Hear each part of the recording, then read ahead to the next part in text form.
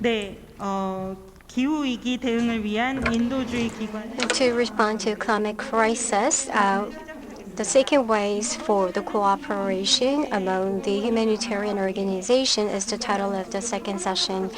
We're going to begin the second session. This is a time to discuss how to cooperate among the individuals in the era of a climate crisis and enhance resilience. And today's session, we have invited many experts in related to climate change and resiliency. And for the moderator for the session, we have a former ambassador to Canada and Secretary General of the KCOC, Mr. Dae-Sik. Please welcome him. As a panelist for today, we do have a director, Jung-Myung of KOICA, and also Dr. Jiyoung Shin of Korea Environment Institute. And also, we do have a Ms. Sun Kim, Senior Director of the Good Neighbors International. And also, we do have a Mr. Myungsub Lee from the LGU Plus. Last but not least, we do have a Ms. Olga, Head of East Asia Country Cluster Delegation, IFRC. Without further ado, we're going to begin the panel discussion. If you have any questions during the panel session, please leave your comment or questions. And if we have opportunity to get some answers during this session, then we could collect some of the answers. If not, we're going to leave some of the written answers, or also we're going to answer via video. Hello, everyone. I am moderator for this session. At the outset, I'm going to introduce to you our panelists. In relation to this session's topic, we have invited the panelists. On my right, I think it is good to introduce yourself, right? Mr. Kim Sun, please. I'm not sure how to give the self-introduction, and I have been working for the Good Neighbors for the past 23 years. Inter-Korean and international project were my major expertise from Good Neighbors, and I have some understanding on the inter-Korean as well as international the business for the Good Neighbors. When it comes to the stakeholders' voices from the civic societies, I can also touch upon those issues later. Jung-Myung, please continue to have your introduction. Good afternoon, I am Jung-Myung, Director General of Multilateral Cooperation and Humanitarian Assistance Development of KOICA. When it comes to multilateral cooperation, and we are working together with international organizations and the humanitarian assistance established and planned by the governments, as well as humanitarian assistance from the civic societies are our major parts. Thank you. Hello, everyone. I'm very glad to see you. I'm Director General Kwang-Ho, and I'm working at the International Inter-Korean Cooperation Office at Korean Red Cross. So I do work on international, and also I do support the Sakhalin compatriots of Korean compatriots in Sakhalin, and also I do support the nuclear bomb victims. Yes. Good afternoon. My name is Olga Dzhumaeva. I'm heading the International Federation of Red Cross and Red Crescent Societies East Asia Delegation, and really happy and privileged to be here on behalf of the IFRC and on behalf of the global network of Red Cross and Red Crescent national societies in 192 countries and 15 million volunteers. Thank you. 우리 신지영 센터장님. Hello, everyone. I am from KEI. I am director at Korea Adaptation Center for Climate Change. From 2009, we are designated by the Environment Ministry to deal with the policy study on climate change, and also we produce some science evidences. Thank you very much for the invitation. Yes, please. Hello, everyone. I am from US team at LGU Plus. My name is Myungsub Lee. Thank you very much for the invitation. I'm not a professional or expert in this field, but I can share some of the working level practices So that's why I think I was invited. I am engaged in the CSR activity in the CSIV division. And also, we do provide the relief aids in the events, and we do support on-site. Thank you. Thank you.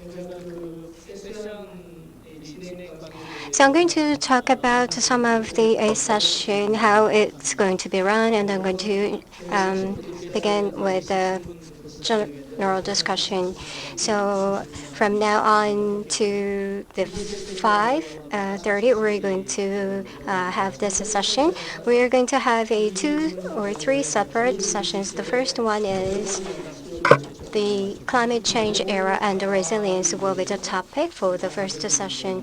So what kind of activities and organizations are taking place in order to address the climate change? And in the second session, each humanitarian organization cooperation and how these will be the cooperation will be forged will be the topic. And we're going to have 20 minutes of presentations, and the rest 20 minutes will be the Q&A session. Because if we take this long, then in-depth discussion will be not feasible. So I will set about 40 minutes in total. And so 6 panelists will present 3 minutes speech. So when it comes to the discussion, we do have 20 minutes for each discussion sessions. I can pose a general question, and also the audiences can pose questions. And they can post the questions on the chat box. So then we can have both online, offline questions, and we can address them at Q&A session. So now we're going to begin the first discussion session. So I need to make a 1-minute opener right now. We have 3 keywords for this seminar. The first is climate crisis, resilience, and cooperation among humanitarian organizations. So climate, resilience, and cooperation are the key words. By participating in this kind of seminars, I oftentimes face some of the dilemma. For those who are participating as audiences, for example, they do already have affection and interest in these kind of topics. So most often cases, they don't need to actually take heed in these presentations. But even though we think a lot and ponder over the issues, but other governmental agencies or civilians or other corporations, they do have less attention on these issues. And during the time of the economic recession, this situation aggravates and gets worse. Big step, baby step, giant steps. All these are telling us that we are all focused and immersed in economic matters. So even though we do admit the necessity of the humanitarian support, but there is no empathy built around in this topic. So while addressing this, at the same time, how can we tell or deliver messages or communicate with the public out there and even other governmental agencies out there? So with that in mind, we're going to open the first discussion session. In the era of a climate crisis, in order to enhance the disaster resilience, we have invited many organization experts here. So my question is, please tell your organization and your organization efforts in this field. And you can choose either topic that I have mentioned. And then I'm going to ask Mr. Myungsub to begin the speech. I will give you some signal if you are approaching 3 minutes. Okay. First of all, I'm going to talk about our company's climate environmental related activities. When we talk that companies emit GHG, then people get surprised because there's no smokestack and there's no emissions. But why GHG matters? And people can pose questions like that. But when it comes to telecommunication companies, they do consume a lot of electronics and electronic related devices and so on. So there are somewhat less affected in this topic, but they are now under the direct and indirect regulation on the emission. And also, the good and communication with the stakeholders, and also to show the sense of responsibility, we are engaged in various activities. For example, we are announced that we have a sign up for the KNR and also the energy reduction by our company. We're going to reduce the GHG by about 38%, and also the role of the company reducing the GHG. Rather than offsetting this role, but we are going to fulfill our responsibility to that end. We are engaging in the biodiversity enhancement activity. For example, we are conducting the campaign on the climate change response activities as well. Now we're talking about the resiliences. So I'm going to introduce some of the cases that we are working in collaboration with the Korean Red Cross. We had signed an MOU with the organization on ESG when there are natural disasters or disasters happen in the nation.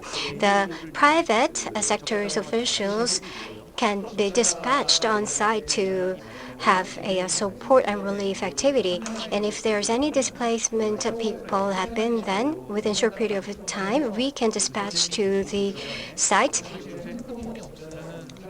As you know, it is really difficult to lead an ordinary life without cell phone, right? So we provide some of the Wi-Fi zone in the relief shelter there, and also we provide some of the charging devices as well for the victims. And most effective cases that has been proven is in the Pungnam typhoon that hit in the Pohang. For example, everyone's cell phone were running out of the batteries, but there was no way to charge because there was a blackout. So within a short period of time, we run the generator to charge their cell phones to maintain at least an emergency contact. And also we have lended the portable batteries to facilitate seamless communications among them. So that was relief activity that we had engaged. That's all. Please turn on the microphone. Yeah, thank you. You stopped 3.5 minutes. Thank you very much for your nice presentation skill. Second, I would like to invite Dr. Shin Jiyoung. So we just heard expert from the private sector. Now I would like to invite the director of the center from the Korean KEI. Hello everyone, my name is Shin. Our organization was founded in 1992. So far, the Korean environmental policies were set up, and also we have carried out the science-based study in this environment as well. So actually the environment issue was confined to those who are engaged in environmental activities, but now it does not confine in the environmental issue, but it can spread across all sectors, including societals and also economy sectors. So we are carrying out the research in that direction. So not only the environmental issues, but policies in various sectors, we integrate them, and also we provide an opportunity to think about and seek some solutions. In 2000 July, we have run this climate center, and it was a climate adaptation center up until early this year. But after the enactment of the Carbon Neutrality Act, our organization changed its name to Climate Center, Change Center, and also in the 17 local communities and also other local governmental policies are supported by our study. And also, we are currently preparing to give some support in formulating the public policy in this field as well. In order to enhance the climate change adaptation, we are providing the information on the vulnerabilities in the climate, and also we come up with the climate change measures information, and also we do annually carry out the education to enhance their capability in this field. So in fact, when it comes to the adaptation for the climate change and related work,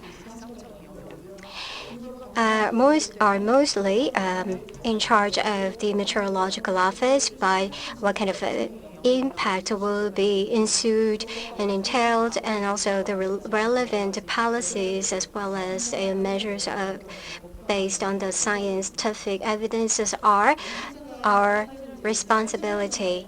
Over the past 10 years in relation to climate change adaptation was the focus of our area to create some of the context. Now we're going to communicate this importance of the climate change awareness, and we are carrying out various campaigns and programs related to that. While we're carrying out the studies, well, it should be comprehensible for many and also should be accessible, but unfortunately that's not the reality. So in order to address this kind of problems and challenges and how we can effectively communicate are the areas that we have to make efforts more on. Based on the statistics and data, we do create a report, but sometimes they are far from the grounded realities. So we have to identify what are actually heard from the site, and we have to reflect them. So in order to that, in collaboration with the Korean Red Cross, we do try to collect their opinions from the on-site to have a better approach to the on-site centric outcome. That's all. Thank you. Well, the center's activity, they have used integrative perception or perspective, and that is somewhat resonating me. So when it comes to approaching environment, we need some of an integrated or comprehensive approach. Well, thank you. Next, I would like to ask Ms. Olga Zuma. Please go ahead. Thank you very much, Secretary General Dae-Sik, for structuring our discussions actually around resilience in the era of climate crisis. And as the IFRC network reached over 55 million people with climate-related programming in 2021, we really feel that the global crisis is the pressing humanitarian challenge facing the world right now. And the IFRC is a global network of national Red Cross and Red Crescent societies in 192 countries, operating through nearly 15 million volunteers who respond to shocks and crises, but also contribute significantly to recovery efforts and provide a wide range of services. So our mandate is really to strengthen and protect communities through humanitarian and development work.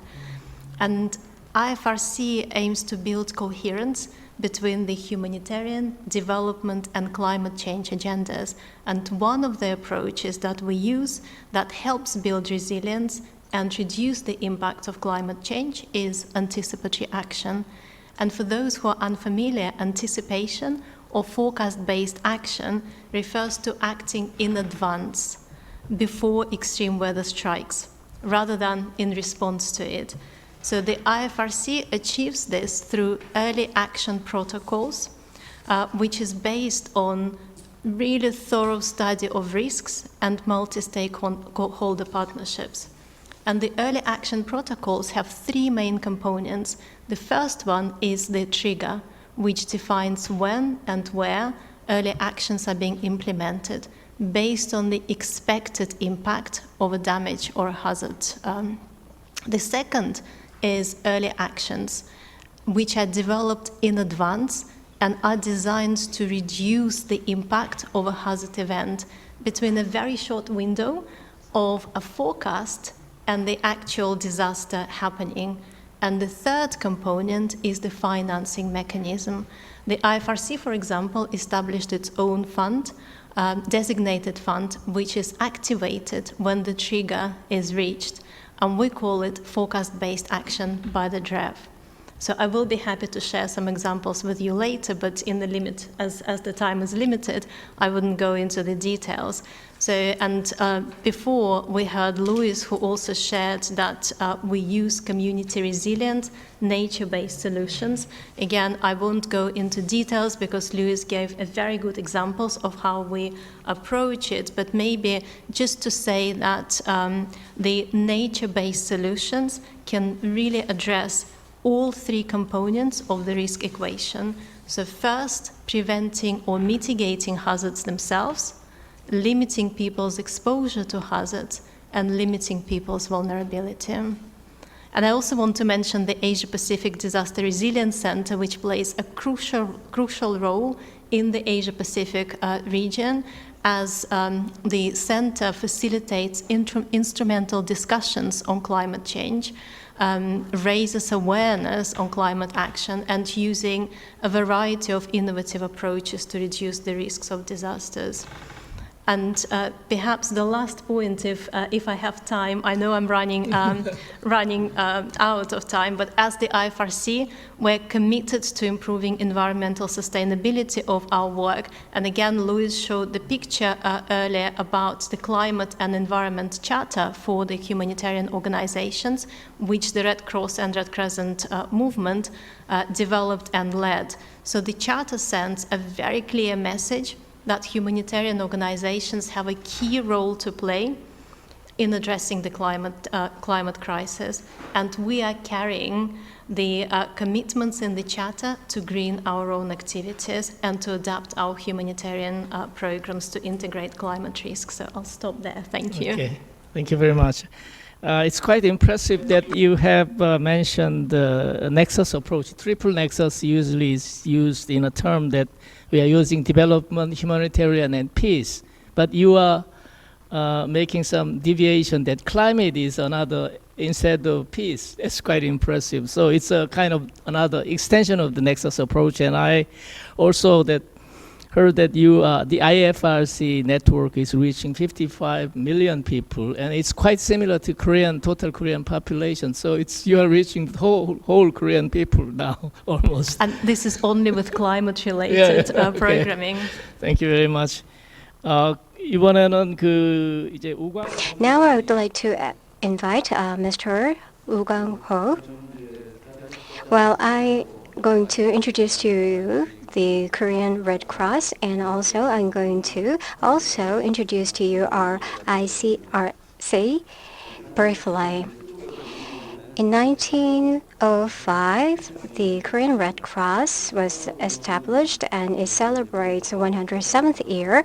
We do work relief and inter-Korean exchanges and youth support and hospital support, and also the societal work. And also we do run the reference center in Asia. From this reference center, the seminar is being organized. And also, various activities related to resiliences are being carried out at the center.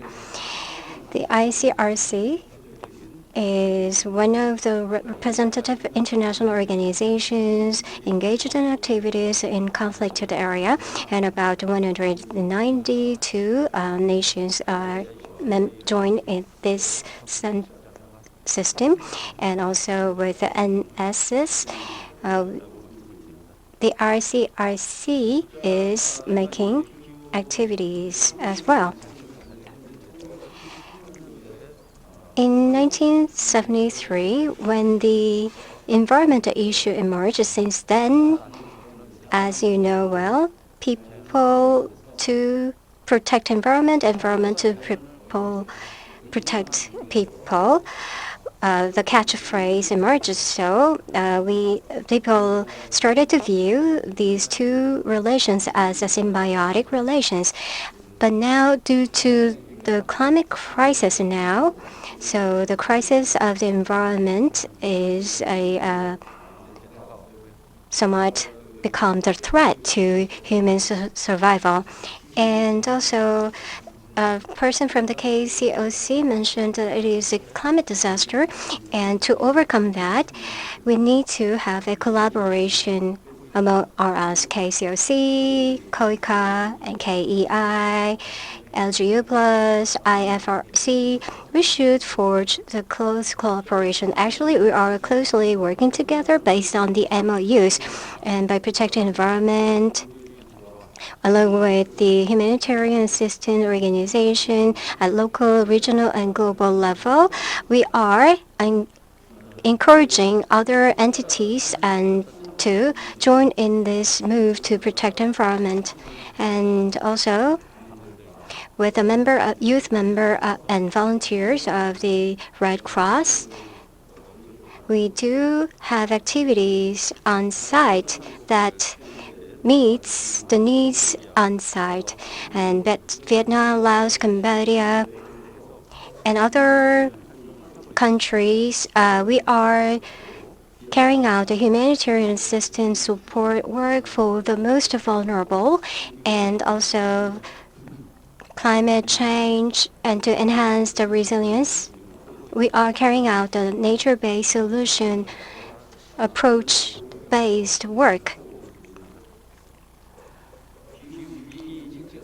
In order to raise awareness on the importance of tackling climate change, APCS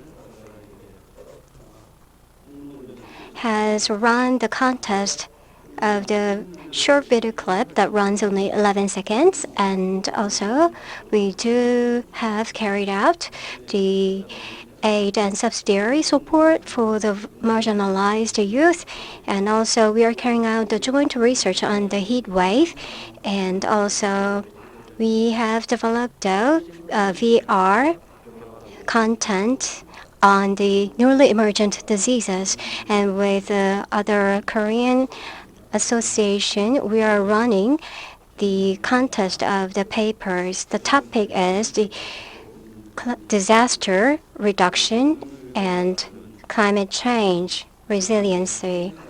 And through the seminar like this type, we are encouraging all the different and various organizations to raise a collective voice. We are making best efforts. Thank you. You exceeded by 1.3 minutes because you are. Oh, I didn't stop you because you are from the organizing organization, so I didn't stop. Well, we have only 10 seconds left, so I just used 3 minutes, and then I intervened in between. Still, we do have 10 seconds left. And now I would like to ask the audiences from the floor, if you have any questions, please pose your questions. And also, you can leave your questions on the chat box. Now we have only 2 members left for the presentation. I believe these 2 are from the government officials. Please go ahead. KOICA was founded in 1991 based on the non-assistant institution back at the time for the humanitarian assistance, and internally within our organization KOICA, I am also under that divisions for the humanitarian work and the support. Of course, we have a lot of the programs against the climate crisis, but our division The Multilateral Cooperation and Humanitarian Assistance Department is focusing on the humanitarian work against the climate crisis. When it comes to climate crisis and resilience, encompassing natural disasters, including tsunami, of course, dispatching the workers for the recovery, the programs or activities are being also developed and done by our department. In the past, we have focusing on the supplying the products or the necessities in case of emergency. But when it comes to resilience in the long-term perspective, we have been also focusing on the capacities and the power in strengthening the resilience of the climate crisis. Beyond the power and resilience, the prevention is another key pillar that we like to focus in the discovering and focusing on our programs.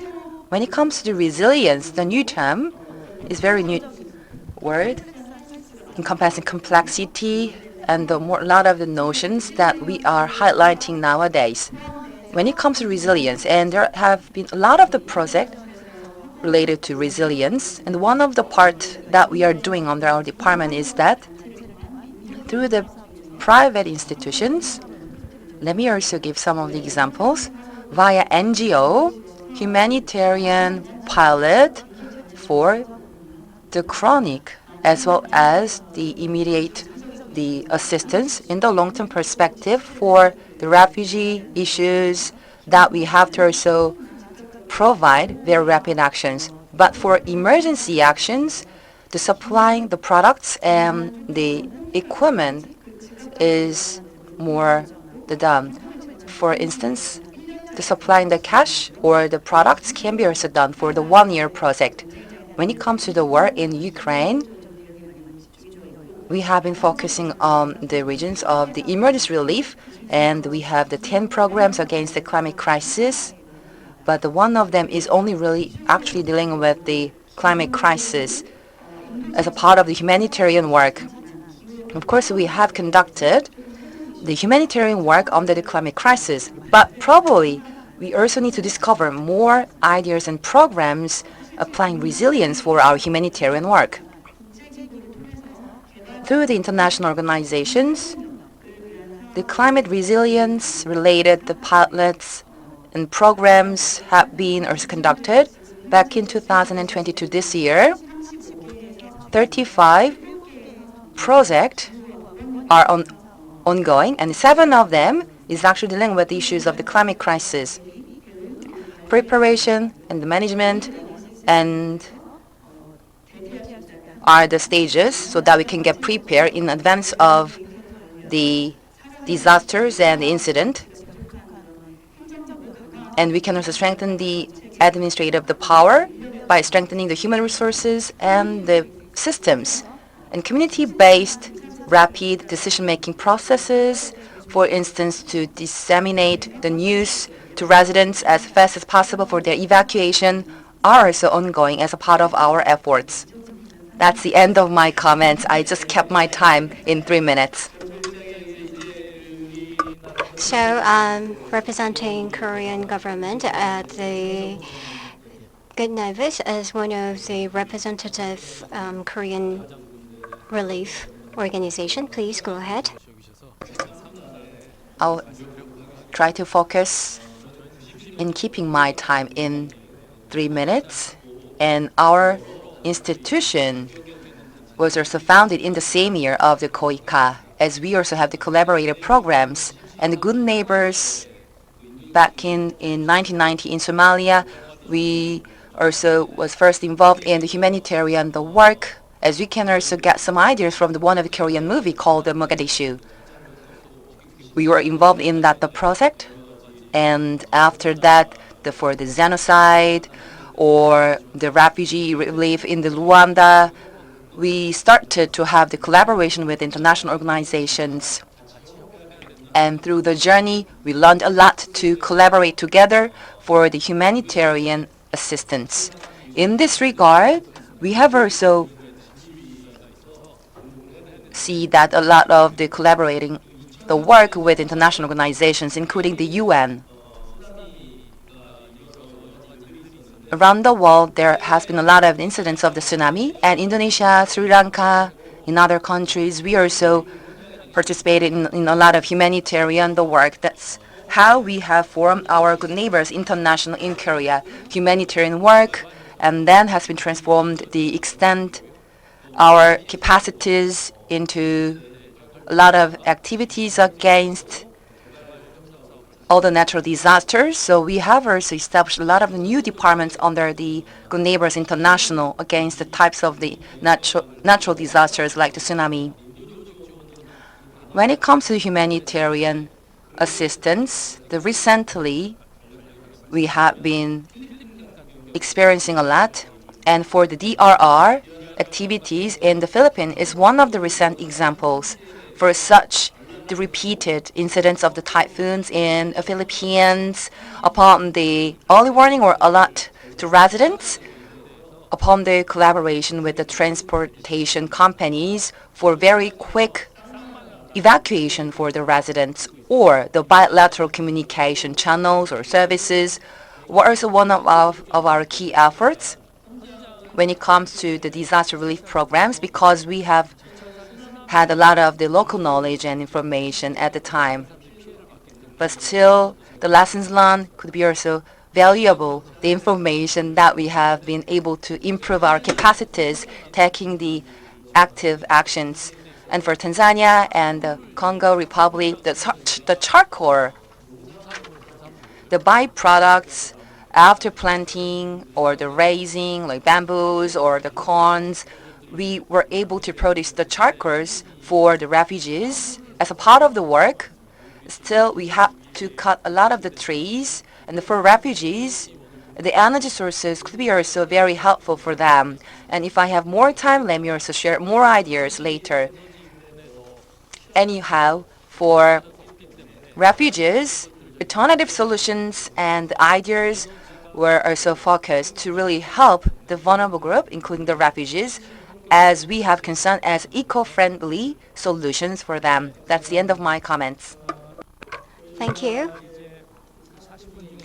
Out of the 40 minutes, we are trying to discuss within 20 remaining minutes, but we only have 10 minutes left. So I'm going to open the floor. And we would like to take 2 questions from the audience in this 10 minutes. Yes, please, Professor, you raised your hand, so please pose question. Hello, everyone. Thank you very much for the opportunity. I'm Honorary Professor at SNU. For example, when it comes to the humanitarian and relief work, I am less expert, but you mentioned about the climate change and resilience and so on. So it was very encouraging. So I would like to collaborate if there's any opportunity. Of course, there are many things that we can lend help and support. The prioritization matters also. From my perspective, there's a water shortage and also fire issue for the climate change. Water is drought, water quality issues, and water pollution. When it comes to the fire, there's a heat wave and also the wildfire issues.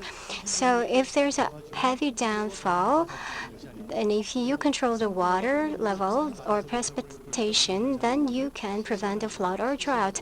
And also, if you cool down the atmosphere, then also you can prevent the heat waves and also prevent the wildfire. So whether you're going to collect or lose or eliminate the rainwater, we have to consider, but we all always approached it in a way that we just took water out. But now from on, we have to change our perspective and we have to collect water, the rainfall as well. And I believe that as a starting point, we need to begin with the water control for the environmental issue. And also, if you control the water, you can address drinkable water, and also you can control pollution in water, and also you can control droughts and flood, and even you can also control heat waves and wildfires. So if these can be collaborated with the companies who willing to advance into other regions who are aware there is a problem with these kind of issues, especially water-related issue, and work on to control the water, then that will be a very good idea. Well, thank you very much. Well, he briefly summarized what he heard from the first session, and thank you for enriching the discussion. Now, could I take the second question from the floor? Yes, please.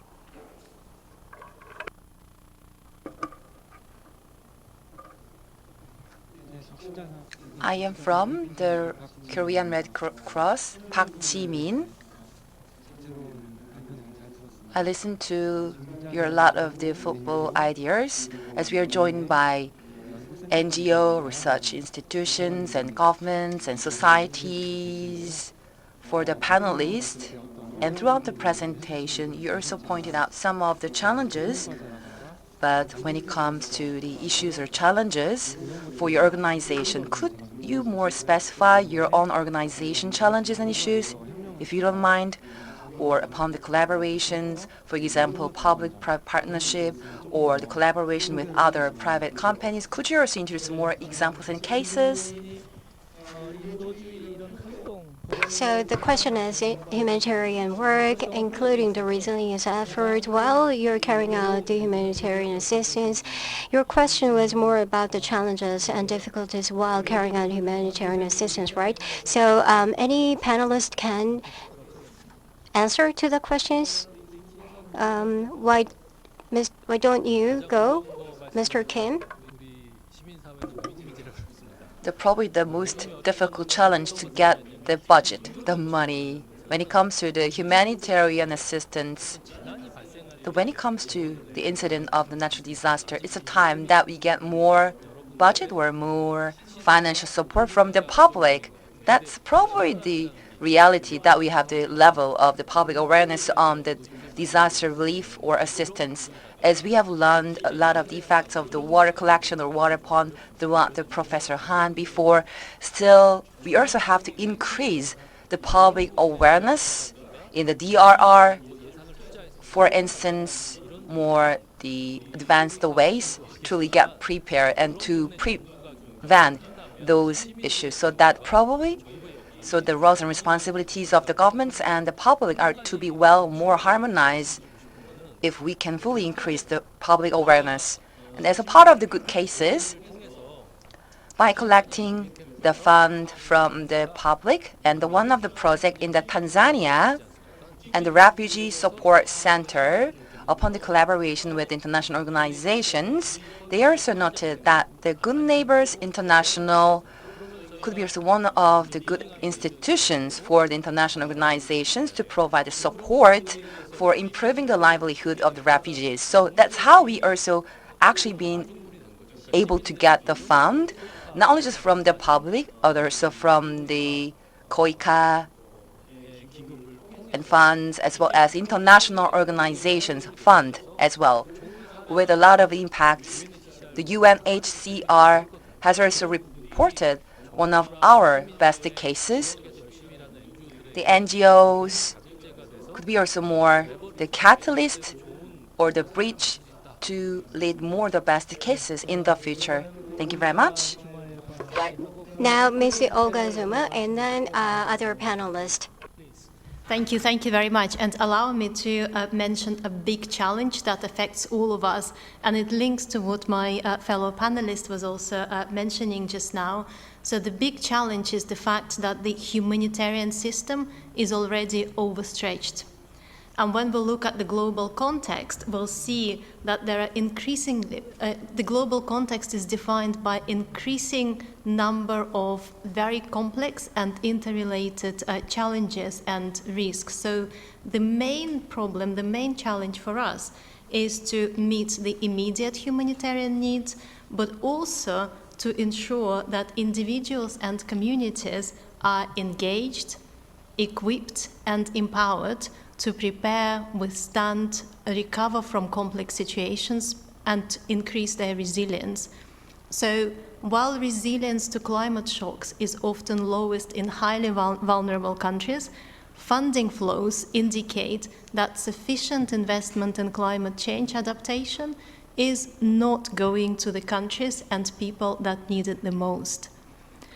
And also only a very small proportion of resources are channeled to local level, and even less so go to the locally designed and locally driven climate initiatives. So we see that there is a very clear disconnect between where the climate risk is greatest and where the climate adaptation funding is going. And allow me to also share the results of the recent study by the ODI and the START network, which noted that at least 55% of crises are somewhat predictable, and yet less than 1% is allocated to anticipatory action, and only 3.8% is allocated for preparedness, versus more than 90%, which is allocated to humanitarian response. So indeed, it's the funding and the right distribution of funding to be able to respond to climate shocks. Thank you. Thank you very much. In the first session, remember that in the keynote speech, the speaker mentioned this local level responsibility and involvement, and also you mentioned, you reminded us that the importance of this local involvement. 한 분만 더 우리 말씀 듣고. I would like to ask another panelist to put forth opinion. Ms. Joe? For the public institutions, absolutely, we have to focus on showing our performance so that we can actually get the budget allocation once we fully demonstrate the performance of the previous year. When it comes to the resilience, actually it takes a lot of the time to fully mature and reach the performance of the resilience only within the short-term perspective. It requires the continued support and investment in the long-term perspective. For each project, the characteristics are very difficult to be defined and expected. In this regard, it's one of the challenges on the resilience. And when it comes to resilience, the comprehensive concept could be also shared and in a more breakdown for individuals, institutions, organizations, or the national level can be categorized. Top-down or bottom-up approaches are definitely essential to strengthen the resilience of disasters. In this regard, it requires data system or data management systems and policies are definitely needed. And for individuals, they can also have more their simple practices or actions within their homes against the climate crisis as a type of the grassroots movements from individuals as citizens. In this regard, PPP, the public-private partnership, is very critical. For instance, the regions, the vulnerable to the submerged with a lot of the heavy rain, and once we dispatch the plastic, the products or the bottles, they can also reduce or minimize the impact of such a heavy rain in those particular the residents. That can be also one of the way that we can get more prepared. But resilience should be more focused and strengthened, in which that we can provide a sustainable the food and the livelihood for the residents. For instance, the raising or the farming on the agriculture or optimizing the household in the farming areas can be also considered. In this regard, it requires a lot of the collaboration from different stakeholders so that the government can also play as linking the roles for the collaborations. Well, thank you. Well, I think that are all related, but also important. The responsibility and resilience and also the climate change are really interlinked concept, I think. And I believe that Ms. Jo rightly pointed out that as well. So from now on, we're going to move to the second topic of this panel discussion. And we are going to have 30 minutes for this discussion session. And I will give you 1 minute for each panelist to wrap up their own speeches at the last part of this session. That's why I have assigned this discussion session for 30 minutes. And then we're going to have 20 minutes of the discussion session, the Q&A session. So in the era of the climate change, the developments, including a humanitarian organization and development organization, well, they are not collaborating one another, and that is a challenge. So why is that happening, and how could we address this challenge? And also the corporate sectors and humanitarian and development organizations and other civil societies and publics should collaborate. However, it's easier said than done. It's really difficult to forge collaboration among these three parties. Why is it happening? That will be the focus of our discussion. And if you have any solution, please share with us. From now, we're going to begin with Mr. Kim. For me, information sharing is the one of the challenges that we face. Indeed, let me share the history. As previously mentioned, in the West Asia, when it comes to the tsunami, we tried to have the communicate with the NGO, but that was not really happening. But in case of the earthquake in Nepal, at least NGOs were communicating each other. But more importantly, at the time, in the region of Nepal, as the fifth leading agency for the climate change cluster, we took some opportunity to share some information with the institutions. As you mentioned before, Mr. Jo, on the platform, NGO, institutions, and the governments for the information sharing on the platform. Of course, it's better to have the more involvement from the governments, but as Secretary General of the Jo, the KCOC, I'm also looking forward to having more support from your organization if there is some opportunities. I have listened to some ideas from the Korean Red Cross before, but information sharing is more suggested. As you just briefly touch upon, information sharing on the platform is to be more facilitated, and upon that, the governments are to take more key roles in collecting and calling the stakeholders and institutions. But actually, we see very limited number of the private institutions in this regard for the on-site networking. As probably the one example is the Korean Red Cross, with a lot of the on-site knowledge and information. So it's better to have some such type of the platform or the gathering together among the stakeholders led by the government. Second part of that is the institutions and the companies. And the one of the company, the making the North Face, the trading, Yongwon Trading, it's one of the domestic companies, has been producing and distributing the clothes, apparel. Some of the employees from that company was also involved in one of our seminars before. And LG Plus is also focusing on providing the humanitarian work in Korea. So if there are any chances for such the gathering or any for seminar for information sharing, we can also utilize those time.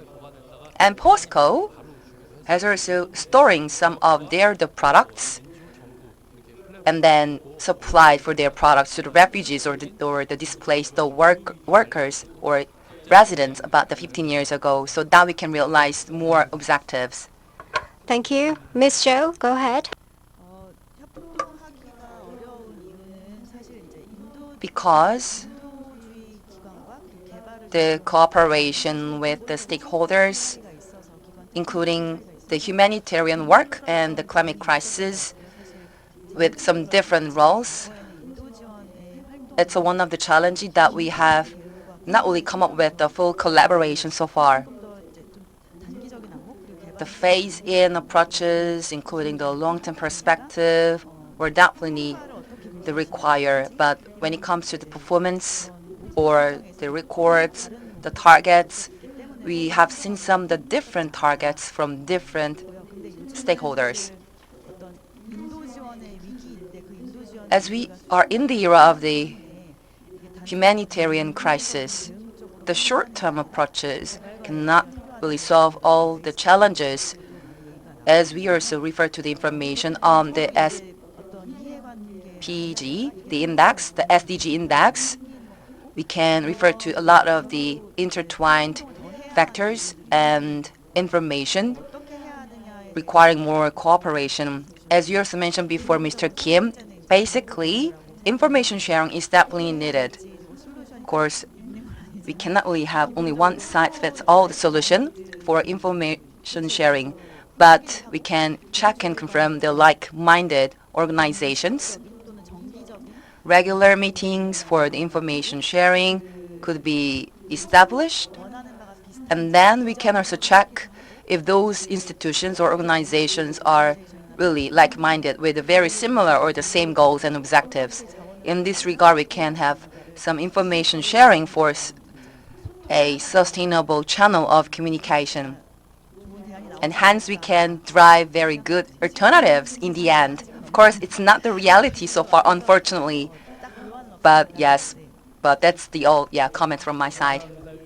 Well, thank you. There are two keywords. First, the venue to share information is lacking, and also different characteristics of organizations.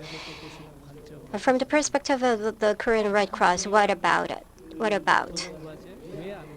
What is the biggest obstacles that hinder collaboration? Well, when I met Mr. Kim a while ago, he said that he visited Ukraine and he used the Romanian bound flight like me. And also Mr. Che too. So World Vision and Good Neighbors as well as the Korean Red Cross officials were on the same board. Well, the two people met, but I just got the information that a person from the Good Neighbors also onboarded a few moments ago. So that means that we are still not having efficient communication. So you proposed a good platform for such a collaboration. So along with the organizations of humanitarian works and also government organizations to build a network to carry out the co-project will be a great idea, I think. And also in November, along with IFRC, we have cash support. And it is sort of a solution for the relief, and it is an educational program centering on this topic. And KCOC will be participating in that seminar as well. So if needed, World Vision and Good Neighbors, and each organization, when they do carry out the education, we can allow them to listen and participate in the education one another. And also, we can create another venues for the communication, right? And also, when it comes to the climate change, we need to carry out joint research as well. Because, as you know, we had a flood in Pakistan, which submerged 1/3 of the territory. And also, most of the people were affected, and there are so many, like millions of people are displaced. So these disaster is affecting the population, but not only that, like waterborne diseases also is making these people suffering more. So in this aggravated war situation gets worse. So it is time for humanitarian organizations and governmental agencies to cooperate to address these challenges. Well, thank you. While I was listening to these three panelists' comment, I just get the sense of a regret.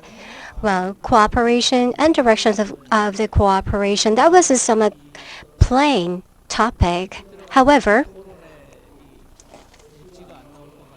I thought that we could not go into the details in depth to discuss and ponder over this topic, but let's say the platforms. The KCOC, for instance, is a private platform, and also the other organization is from the government platform, right?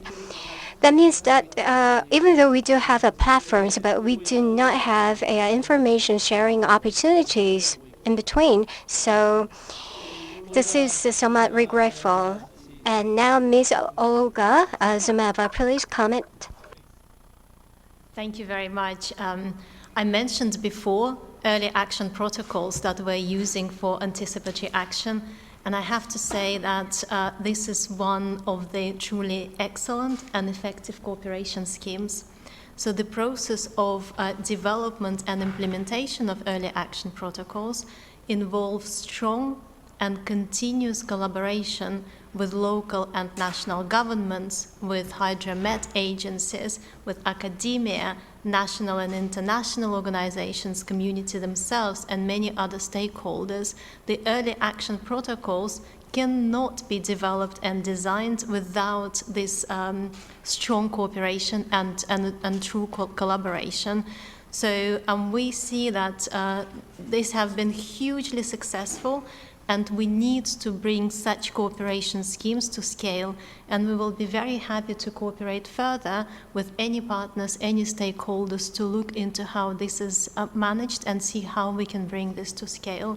So another element that I want to mention on the cooperation schemes perhaps is cognizant that the climate crisis will require mobilization of local effort at unprecedented scale. So the IFRC network launched the Global Climate Resilience Platform. So the objective of the platform is to catalyze accelerated investment and support for locally led climate action that reaches the most vulnerable. And Professor, you have been addressing us for quite a while we need to be local, we need to be action oriented. So that's what the Global Climate Resilience Platform is about. So it will be co-created with many interested partners and also with the IFRC member national societies. So the ambition of the platform is to raise 1 billion Swiss francs to support 5-year global initiative to scale up local and community-based climate action, reaching at least 500 million people in 100 countries which are most vulnerable to climate change. And as we have been discussing, so support from national authorities or other country-level stakeholders for last-mile community-led actions is often insufficient. So the community early warning systems are not often linked to the wider systems of early warning and early action that exist at country level. So the IFRC network is really well placed to support and enable grassroots community-led climate action, but we need external partners and their role is critical to successfully deliver results through their specific technical knowledge and resources. And that's what the platform is trying to achieve, to combine all the stakeholders and to reach this big accelerated result. So I leave it there. Thank you. Thank you very much. I thank you so much for reminding us the value of the early action protocol and this collaboration. 다음에 두 분 더 남아 있는데요. 이제 신지영 We do have two panelists left. Mr. Jiyoung, please go ahead. Well, exactly in the same venue last year, I mentioned about Cassandra. The Cassandra has a power of the prediction, but fails in persuading others. So I used Cassandra to describe the situation before. So I always talked about the vulnerability, climate change impact, and resilience. And panelists are using these words commonly. So it is very glad from my perspective and from the perspective of KEI, perhaps, well, has a different characteristics. The organization is somewhat a little bit distinctive from the other humanitarian assistance. So from the perspective of our organization, how do we communicate and share with other organizations? First, we need to accurately understand the current situation and context where you are in. Of course you do, but we do carry out a public awareness survey every year. And we ask to the public what are the severe climate or environmental issue, and I thought the climate issue will top the list, but surprisingly, the waste issue topped the list, and climate issue topped only fourth. So climate change, also disaster resilience, and so on, we are the areas of our expertise, and we do feel the severeness of climate change, and it is everyone's business, but in reality, it might not be the actual everybody's business. So we have to also think in that way. So we need to improve the awareness as well. Where this awareness must be raised, well, we have to begin changing our perspective from our organization, and also what kind of activities and what kind of policies are there in relation to the climate change. Well, when that question is asked to the general public, then they don't know. So the member of organization must be aware that why the climate change related policies and also activities are needed as a starter. And also, while we are listening to the diverse story, and if one of the stories are my story or something that I feel near and dear, then that story will be a private one. So that means that we need to make this a story of the environment issue as individual stories as well. And I believe there are a lot of programs carried out at different organizations, and of course, it is important for these organizations to identify and discover and develop some of the programs that tailor to their interest. Of course, however, we have to also think about other ways and relevant issues so that we can have a broader cloud of influence in this field. And also we need to have a sustainable communication. For example, we do work with the government agencies, and we need to identify the needs from them, and then we have to persuade the government to win the budget for us. So we do carry out the fundraising, and also I believe there are other organizations are working based on their own fundraising activities and fund. So I think I may propose to you to collaborate with the government. And also there is adaptation policy at central government level, and also there is similar policies at local government level. So, and also there will be some programs in relevant fields that could be upgraded so as a humanitarian organization to realize the actual program of the people that are needed, then I think that will be more practical and ideal. Thank you. You mentioned the phrase everyone's business. Well, we can interpret that in a good way, but we have to think twice before using this phrase because everyone's business is very easy to turn no one's business. Of course, we have a good intention to embrace all things, but surprisingly, the outcome may turn in opposition direction. So we have to pay attention to that.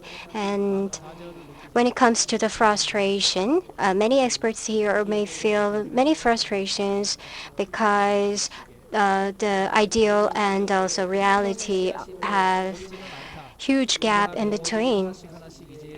So you may feel frustration while carrying out your activities, but by narrowing the gap, you can also reduce the chance to get frustrated.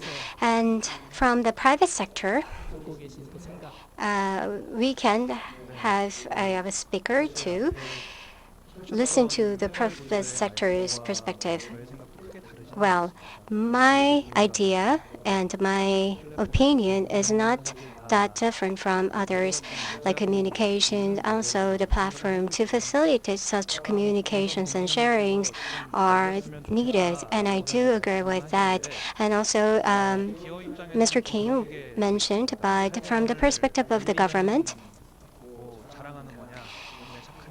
if companies promote the social corporate activities, then they say, the public sectors to say that whether the private sector companies are bragging about their efforts.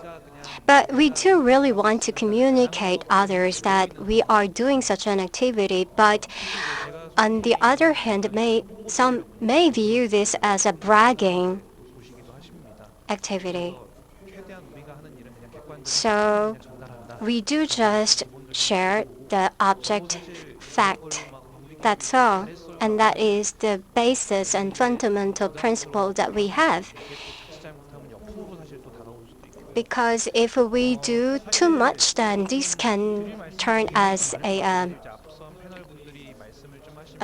some other adverse impact to us.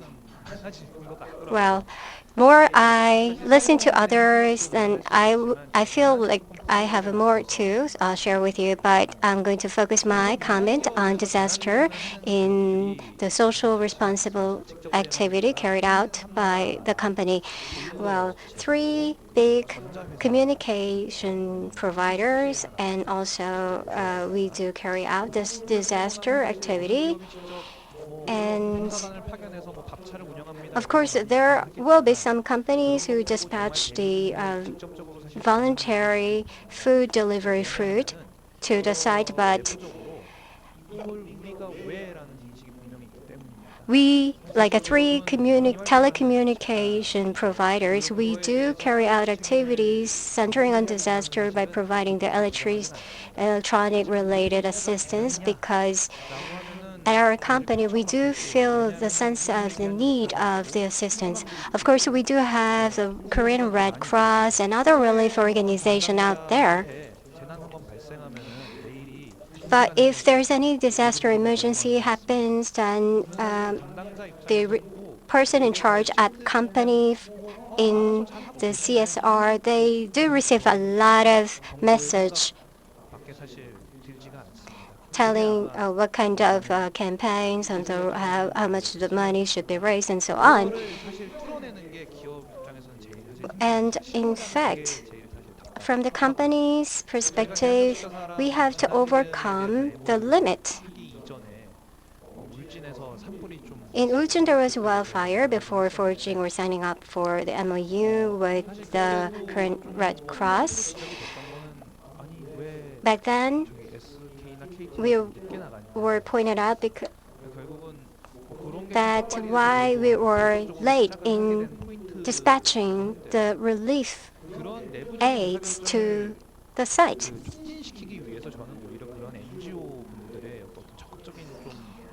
Well, I think the NGO members must make active role in this part.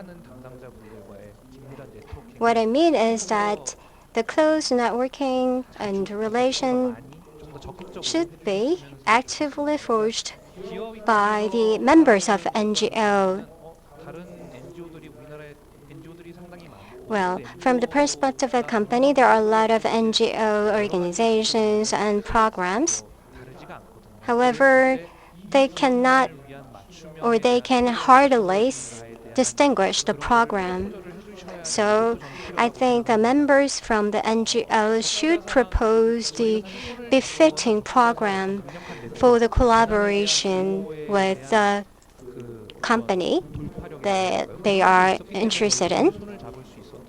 So we had this sort of chance because we see eye to eye the needs together, so that's why we could forge collaboration with our organization.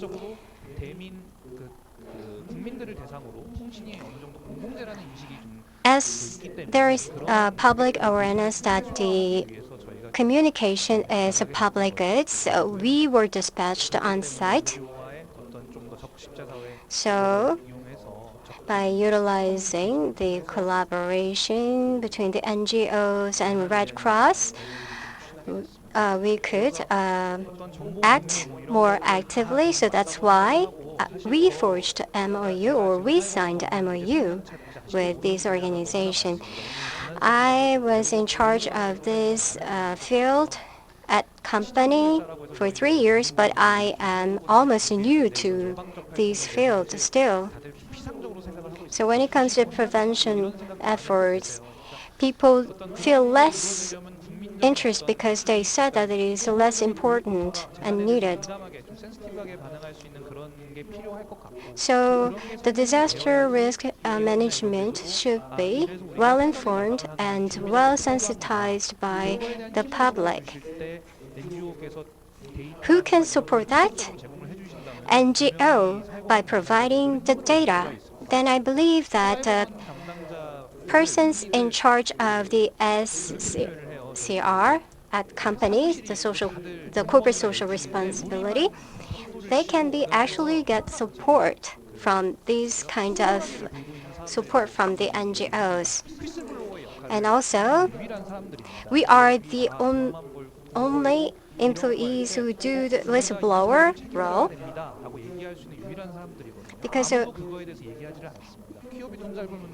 because no one cares about this kind of activities because the company, as you know, is an organization to seek profit. So I believe that doing the role of a whistleblower, but it's different from the whistleblower that you already know from the English word. That means that someone who actually advocate this field that I want to say this is a whistleblower. So during the typhoon season and during the emergencies, we need to be dispatched as soon as possible based on the support from these NGOs support. Well, thank you. And we only have 2 minutes left. And we're going to take 2 more questions from the floor. So would you like to pose question from the floor? Well, there is none. So next, I'm going to move on to the next part. And we do only have 10 minutes left. So far, among our panelists, probably there was someone who actually want to make further comments. So I'm going to give 1 minute for each, and then I'm going to wrap up. And I think the person from the company actually used a lot of time. Now I'd like to invite Ms. Olga. Oh, sure. Thank you. Thank you very much. And as we are talking about the climate crisis era, so we as the IFRC network, know from our long experience that early warnings that lead to early actions save lives. So early warnings can only work if they are turned into actions and into response. So, and maybe I will finish on putting forward the practical recommendations for all of us working around climate crisis and in early warning and early action area. So the first recommendation for all of us is to really focus on improving decision-making process, data and information to identify triggers when and where to act before a disaster. Who and what is likely to be impacted must underpin all our actions in these processes. So the second recommendation and practical actions for us is to improve the early action planning systems and local capacities to reduce risks, to prepare for an effective early action. And the third recommendation is around allocating the required resources, the required budgets for anticipatory actions for locally led climate adaptation activities. And what I think none of us actually have mentioned the engagement and mobilization of young people. And it is absolutely paramount. So the young people are the key drivers and the key contributors to the biggest fight against the climate change that we are embracing. So another practical element and the conclusion is that while we talk about it, let's really focus on young people because they can make the biggest contribution. And I think as we saw in the IPCC report, so we inherited this planet from our ancestors and the planet is on loan from our younger generation.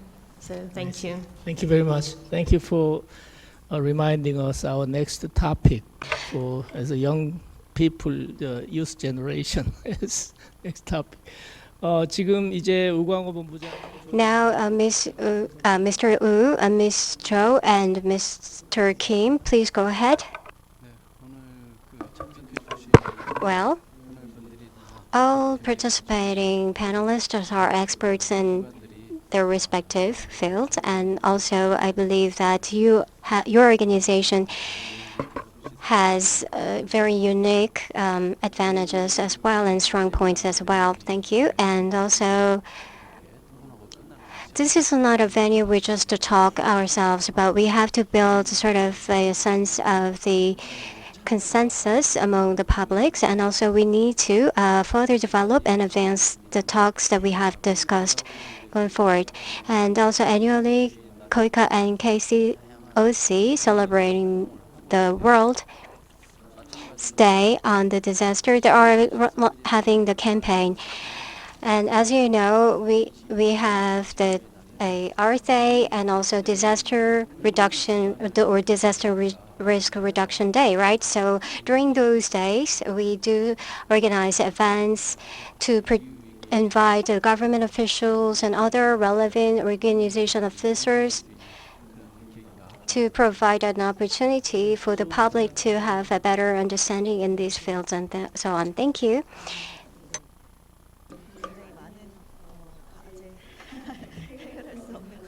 we have a lot of the missions and the challenges for us to really feel difficult to solve, but I also learned a lot when it comes to humanitarianism so far for the Korean public on the disasters, wars, the rapid actions or the measures could be more recognized as one of the issues against very big events. For instance, in the war-prone areas or with the flood-prone areas, we also have to come up with more ideas in recovering those areas. Of course, it cannot be solved only with one-time event or support. Still, until we reach the resilience, it takes a long stage, long time, including resilience, climate crisis, as well as humanitarian work as well. On the key elements, as mentioned before, the work could be more regarded as a separate work and responsibilities, but we also have to interconnect among the three key elements, requiring more multi-dimensional approaches with a lot of the different stakeholders. For businesses, civic societies, and international organizations, as they are still continuing to have their work on those key elements, the continued collaboration and the cooperation could be more essential in the end. Thank you. Well, thank you. The key terms in the climate crisis era is to actually get to the information from the on-site, leading to the on-site tailored actions, so that this is our desired goal that would like to also focus among the stakeholders within the Korean Red Cross, civic society, as well as the public. Not only that, for the disaster-prone areas, but still, we also have to put more efforts in increasing the public awareness on disaster relief and disaster reduction activities. And as also mentioned before, and I'd like to also focus on the key issue that, of course, as we have some the limitations in the portfolio, we also have to focus on more ideas upon the more collaborations, as the professor from the LG Plus mentioned before. And still, as the whistleblowers from the social organizations, still the joint design or the joint study could be more favorable, leading to the very better communication we will see soon in the future. Next, corporate sector. Well, I believe the company's CSR role is to support the gray zone area. Of course, the government agencies can do their own things in their field, but also will be some great area. So I believe that the corporate CSR's role is to collaborate with the NGOs to deal with the work in the gray area. And well, as people are really busy proposing and also submitting some relevant document and do the paperwork, but I believe that we have to collaborate to come up with some of the ideal things to get 100% persuasion from others. And I think that is the direction that the corporate should pursue. And from this kind of a venue, we can have a more chance to communicate one another and learn from others. And I would like to have a improved activities according to their roles. Thank you. The most desirable way for the climate adaptation is, I believe, from their own system in own domain, accept climate change and climate crisis, and also to achieve transformation will be most effective and desirable solution, I think, as you have heard from Professor Cho. And if you are professional in the disaster, now you expand it to the climate, adaptation, and disaster. So I think that you need to consider the two realms together now, from now on. And also, we do create a lot of data, as I aforementioned. And for these data to be practical and to come up with an outcome that reflects the voices from the site and on-site, we'll make best efforts. So thank you for listening. Thank you.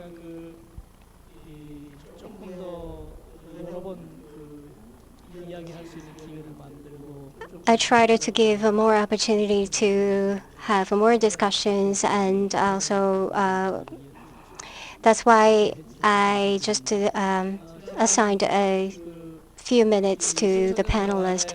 But thank you very much for the cooperation. I think there are three challenges that hindered humanity. One, poverty, contagious disease, and war. In the advent of 21st century, about a decade ago, there were some scholars 어떤 학자들은 인류는 이제 saying 위기의 숙제를 극복을 두 가지를 했다. said that humanity overcome the two challenges. Only one remaining challenge is poverty. If we do overcome that, then we can become God. So I was really worried about that. Such hubris 오랜 시간이 걸리지는 않은 것 같습니다. indeed shattered and broken away in short period of time, I think. Of course, the, let's say, contagious disease, we did not overcome it because we have a severe one that we have experienced a moment ago, and also not a conflict, but we also had no wars, and having no war was some common sense. But now it's not true. So the chaoses arise. So while we are engaging in humanitarian works, the organizations must cooperate. And also the climate change resilience is getting more and more important. You have stayed till this long, and thank all the panelists for your patience. And also, we have a many turnout from the online. So thank you very much for joining us till late. And also, we had 6 organizers for this event. So thank you very much for your support and efforts. And also, we do have the members of the APDRC for making hard work. And thank you, translators, as well, for your support. Now, I would like to declare the end of the 4th International Forum on Disaster Resilience. Thank you very much. 네, 장시간 Thank you very much for your quality discussion and debates. I'd like to also like to give a big round of applause to all the panelists and moderator. Thank you. 세미나를 준비하면서 While we have been preparing for today's forum, and unfortunately, some of the participants were not be able to make it today due to the time for the national inspection. And the theme seems very ambitious, so that's why we have some of the challenges during the preparation stage. But despite those challenges, we also really have had very good and fruitful ideas from the speakers, panelists, moderator, and all the participants from on and offline as well. I'd like to also continue to have more efforts for discussing and active discussions on the climate crisis and resilience from APDRC. The theme of the next year's forum is actually the youth, the young generation in the Asia-Pacific region. So they will be also talking on the theme of the youth, the next generation against the climate crisis. We're to see you at the next year's event. Thank you so much.